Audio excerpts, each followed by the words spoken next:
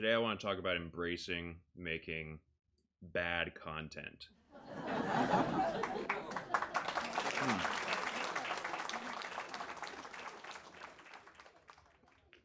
That's good. It's lunchtime with Hubbard. Lunchtime with Hubbard was recorded in front of a live studio audience. Today we got a little tofu sandwich. I cannot tilt it. It will completely fall apart. Today we're drinking a little bit of iced coffee out of a commemorative cup from the Broadway musical Shucked. Excellent musical. Decent cup. Decent coffee. So let me tell you, when I left for college like 7 years ago, that was 2016. It's 2023 right now. That's 7 years. Yeah. So when I left for college 7 years ago, I could barely cook. Like I could barely cook eggs. I could barely boil water. Cooking was very scary to me. And I did not become a good cook without first making a lot of weird, botched, underseasoned, burnt, etc. meals that were underwhelming to eat and overwhelming to make. Now, I always wanted to make things growing up. Not necessarily food, but I always wanted to make videos or art in general. And I recorded videos at a few different points throughout my childhood. And I always stopped because they were bad. But, like, of course they were bad. I was a child with no experience. But I had very little concept of building on experience. And now I think if I had kept going, if I had kept making videos or whatever when I was a kid, let's not think about that.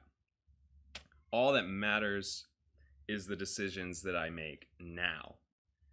And one of those decisions recently has been the decision to create.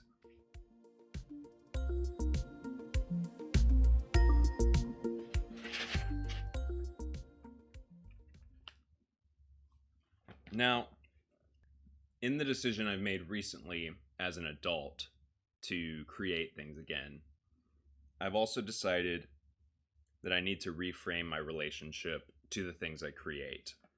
Because I, being 24, have grown up in the age of social media. For better or for worse, mostly for worse probably, I have had access to the internet since I was like 8 years old. I had a MySpace profile. Shouldn't have had a Facebook profile since I was like 9. They're probably gonna delete my account now. But yeah. So I have grown up in the age where the validity of what you put into the world, in particular what you put on the internet, has been determined by discrete units of approval or disapproval. So likes, shares, upvotes, downvotes, dislikes. And so anytime I have thought about creating or created anything, anytime I've created anything in my life, my creative process has always been burdened by these imaginings of external voices that have stopped me in my tracks at every turn. Because I've always thought, I want to make this, I want to make that, but I am not, a videographer. I'm not a filmmaker. I don't have this skill set. I don't have the years of experience that it seems like it takes to execute these ideas in a way that is actually going to be liked by people. And bear in mind, I never received the external feedback of, no, this is shit, you need to do better. I always imagined that that was the feedback that I was going to get, so I just never did anything. I was always convinced that what I was going to make was going to be cringe, or it would be held up as this example of talentless slop. And one crucial factor there is that I am projecting big time, especially as an adult, because I see so much content online that I hate. And I see things put out into the world by terrible people who make terrible things. But my thoughts on that content have never stopped the people who make that content. And so the cycle continues, and every day I hop online and I see more content that I hate. And in doing so, I become part of their audience. Not, like and subscribe, but nevertheless, I'm part of the audience. I am another set of eyes and ears that is receiving their content, whether I like it or not. So, in a world and on an internet where horrible people with absolutely horrible, ignorant, uninformed, backwards opinions are constantly vomiting forth their content against my will, why should I be so worried about how my work will be perceived? And another angle of that is, think about AI. AI models are incapable of shame, so they've never been held back by the same misgivings I've had about creating content. So as a result, same thing as your horrible, ignorant people, you have horrible, ignorant AI, horrible and ignorant in different ways, I suppose, unabashedly pumping out garbage. And we've been seeing this garbage across the internet for the past several months. I don't know how long it's been.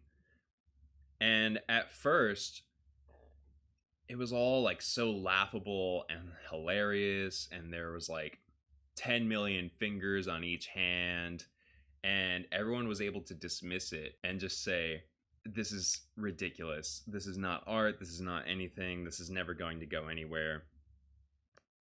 But now, several months later, because this whole time these AI models have been pumping out garbage after garbage after garbage and iterating, those generative AI models can do hands now. And we're seeing these tools integrated into different softwares and websites as like legitimate tools to aid in creative processes. And to me, that's pretty terrifying, because it just has, while we've been sitting here these past few months consuming this AI garbage, it has become so much more advanced than it was. And now this AI stuff is probably here to stay. I could be wrong. I hope I'm wrong. But it looks like all this AI garbage is here to stay. So if we're going to be subjected to total garbage so a soulless algorithm can learn how to create, then my opinion is that we should all be pumping out garbage too. Because I'll take human garbage over robot garbage. To Janet, the best robot. Not a robot. Girl. Not a girl. And straight up Heidi. I am attractive, yes. Sorry. I'll take human garbage over generative model garbage any day. And I think that that is something that has to be an active process on our part, because we have become such passive consumers of content that no matter what opinion we form on the content, it just keeps coming, whether we like it or not. And that's why we call it content now. We're divorced from these creative processes and these things that we used to have more specific terms for, like, art in general. All it is content to us. So that's why I have chosen to make slop. And that's why you should choose to make slop too. Because if you just fully embrace the angle of just iterating on garbage, all the slop that you put out, you will be surprised by how quickly structure and technique and coherent expressions emerge from that slop. I recorded the first little lunch talk I've done the other day with no planning. I just felt like doing it. And I've had this, idea of doing slop on my mind for a while now, because there's plenty of people who are also embracing this and touting the merits of it in their creative processes. across the internet now.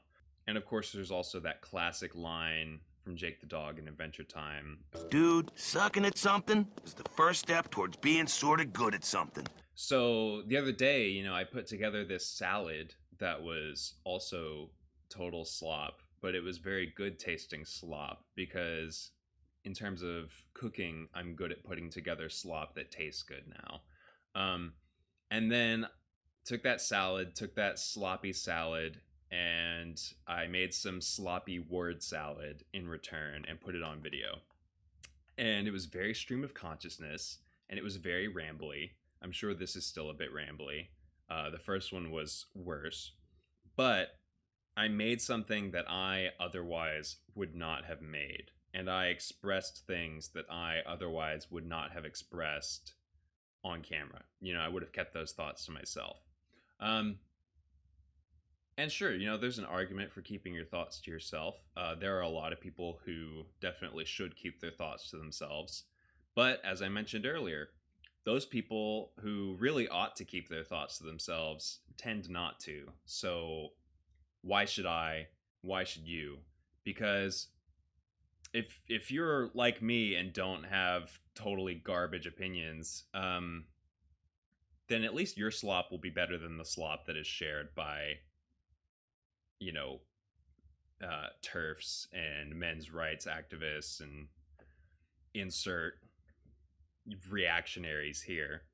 So, yeah, I'm proud of that slop because it at least is not doing harm, and it is serving as a foundation for refining my creative process and my process for expressing myself and what I want to share with the world. And I'm already seeing the benefits of that. This episode has been much more planned out as a result. I've actually written things down in my little planning notebook.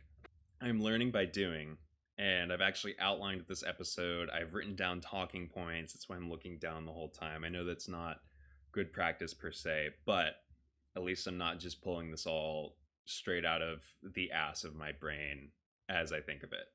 I've taken time to put words to paper, and hopefully that has allowed me to express some more coherent ideas for this session today compared to the session last time. And hopefully I can further build off of this experience and continue to hone in on how and what I want to deliver to the internet. So how does this relate back to food exactly? And actually, I'm going to take another little eating break.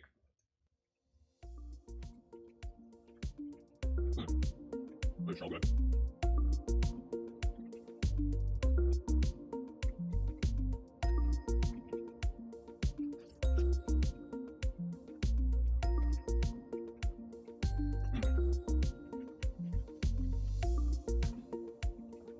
Wait, wash it down. So how, again, does this relate to food? Well, think about growing up and your grandmother or another family member who was really good at cooking was like taste testing. And they would say things like, needs more salt, needs more lemon, needs more of whatever. To me, growing up, that always seemed like magic because up until very recently, I could never separate the flavors of food and conceptualize how ingredients, came together to make complex flavors and to make a good meal. Like, obviously I knew what cooking was. Obviously I knew that different things tasted differently. I had a palate, but it was a very rudimentary framework for conceptualizing food and meals. Things more or less just tasted good to me or they didn't until I got good at cooking. At which point I found myself saying those things that I once thought were magic. I would say needs more salt, needs more lemon, needs more of this. And then I would actually put those things in the food and the food got tastier. And that's when you learn that it really was magic. Because when you actually do those things for the first time and you remember all the vivid memories you have associated with food and the experience of home cooking, it feels so magical. Like it feels like you're tapping into something that is just as old as humanity, because it is. So I thought that was magic. And then I learned the magic and I learned how to articulate my tastes. And so, to that, I say, to become a more active consumer of food, I had to become a more active creator of food. And applying that same logic to art in general and all of humanity's great creative pursuits, I would say that to become a more active consumer of art, you must become a more active artist. And notice how I say art instead of content. Because again, how I'm separating the two is content is just this passive thing that is continuously piped into our phones or our devices for us to consume, like a digital trough of slop. And art, even in its sloppiest forms, is still slop that is plated and intentionally consumed. Art is something we tap into.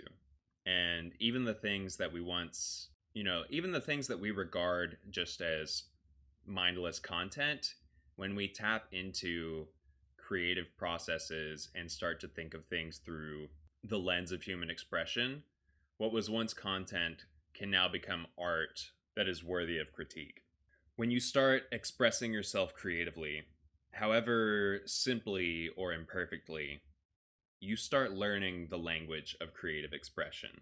You start recognizing the processes of creation and how to articulate them.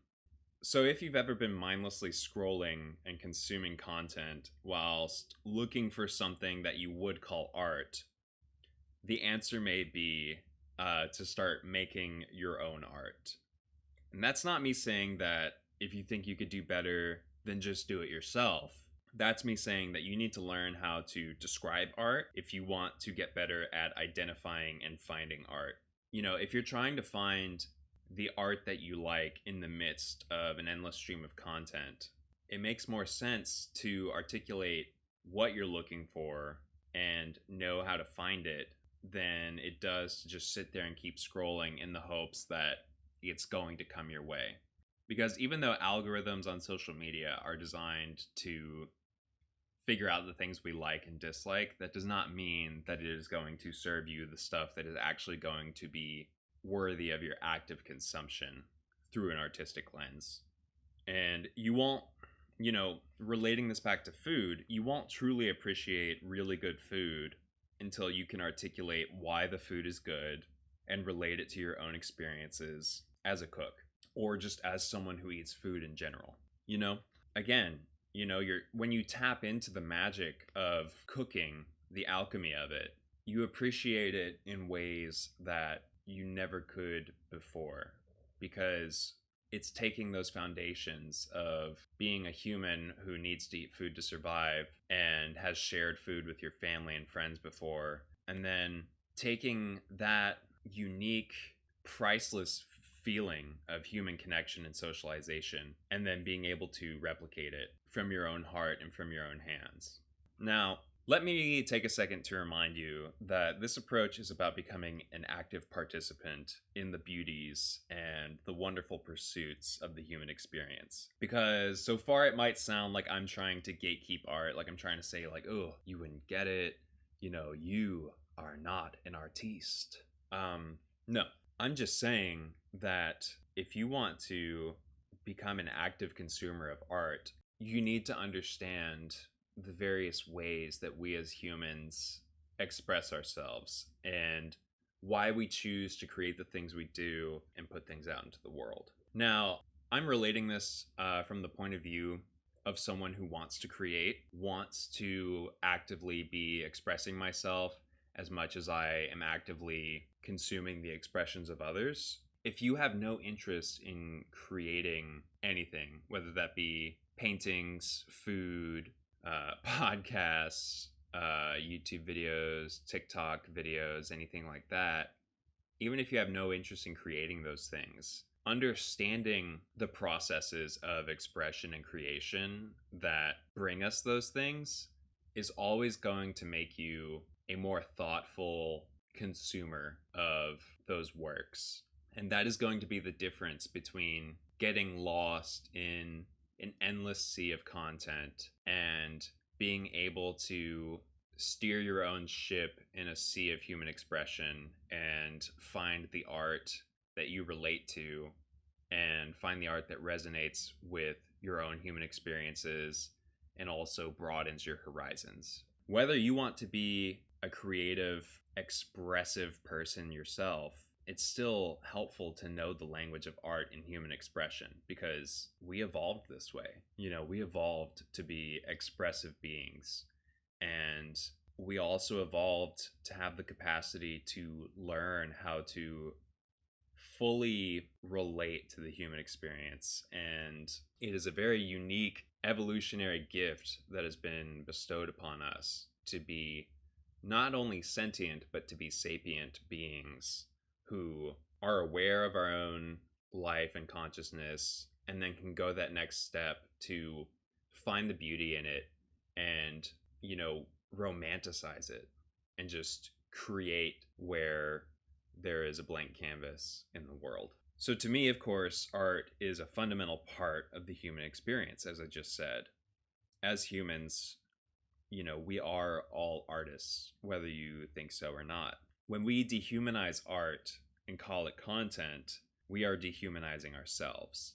And that's what makes the endless consumptions of social media seem so empty. That is what causes us to drown in doom scrolling, is just that this process of media consumption has become so dehumanizing that, we just become isolated, even though we're here basking in all these different, for better or worse, all these different expressions of our fellow humans.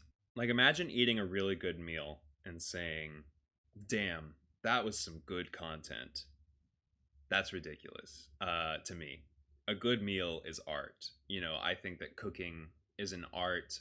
As someone who is very artistically minded, cooking has become a great artistic outlet for me because it is creating something that is giving me mental and emotional stimulation and satisfaction and fulfillment. And so by that same logic, a funny skit on TikTok is art. However we view media like TikTok or YouTube or Instagram, they are media for art, as much as they are media for, corporate agendas or political manipulations. And so, saying that a funny skit on TikTok is art, that is a harder statement to accept because we have lost that relationship with the things we consume online. And I would say, again, that the solution to the problem of social media rotting our brains is not to dismiss the internet as a medium for human connection. The solution is to become more active in how we navigate that medium. We need to become more active, thoughtful viewers who can point to the videos or the tweets or the images on our screens, identify it as art, or identify it as, something that's intended to manipulate us. Again, media literacy is very important. Being able to separate art from like propaganda or things like that. But that's a whole other topic. But I digress. We need to be able to look at these things, identify art on our screens, consciously separate it from streams of content, and articulate what we like about it and what we dislike about it. Because social media algorithms are working behind the scenes to figure out what you like and dislike. So why can't we articulate those likes and dislikes ourselves?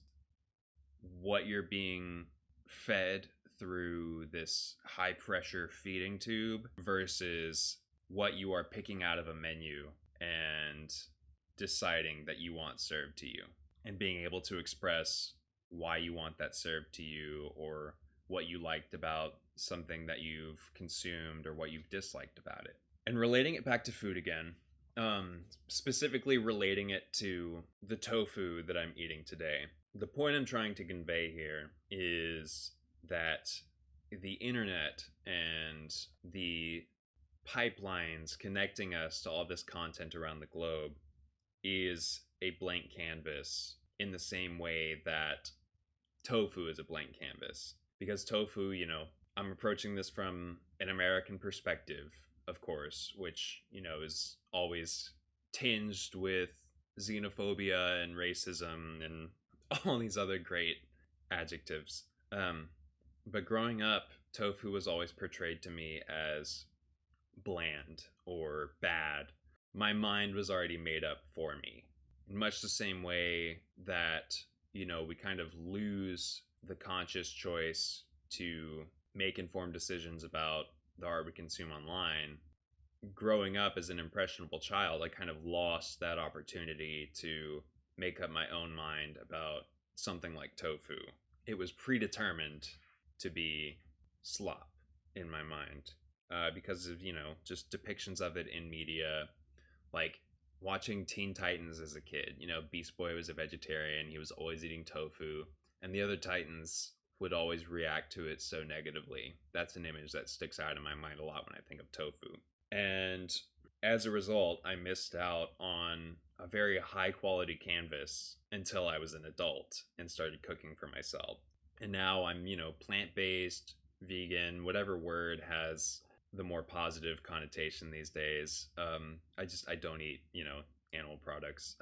That's just my particular lifestyle. I am not making any judgments about what you choose to consume, again, because these are personal decisions and judgments that I'm talking about here. But I eat a plant-based diet. And so through that and through my pursuit of cooking, tofu has become such an essential part of not only my diet, but also my life and my creative expressions.